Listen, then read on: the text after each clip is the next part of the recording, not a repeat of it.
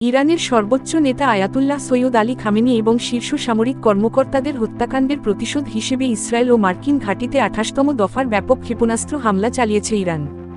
রোববার ৮ই মার্চ সন্ধ্যার এই অভিযানে প্রথমবারের মতো কদর কাদ ক্ষেপণাস্ত্রের সঙ্গে ক্লাস্টার ওয়ারহেড গুচ্ছ বোমা ব্যবহার করা হয়েছে বলে জানা গেছে।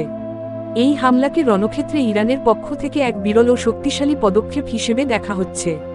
এছাড়া প্রায় ১ টন ওজনের ভারী ওয়ারহেড সমৃদ্ধ ইমাদ ক্ষেপণাস্ত্র এই অভিযানে ব্যবহার করা হয়েছে।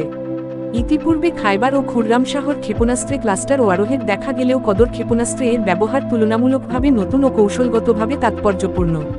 প্রকাশিত বিভিন্ন চিত্র ও ইসরায়েলি টেলিগ্রাম চ্যানেলগুলোর তথ্য অনুযায়ী এই দফায় অন্তত ২০টিরও বেশি ক্ষেপণাস্ত্র নিক্ষেপ করা হয়েছে, যা পূর্ববর্তী দিনগুলোর তুলনায় হামলার তীব্রতা বৃদ্ধির সুস্পষ্ট ইঙ্গিত দেয়। ইসরায়েলি গণমাধ্যম ও সামাজিক মাধ্যমে এই হামলার ব্যাপক প্রতিক্রিয়া দেখা গেছে এবং স্থানীয় উদ্ধারকারী দলগুলোকে পরিস্থিতি সামাল দিতে চরম ব্যস্ত সময় পার করতে হয়েছে।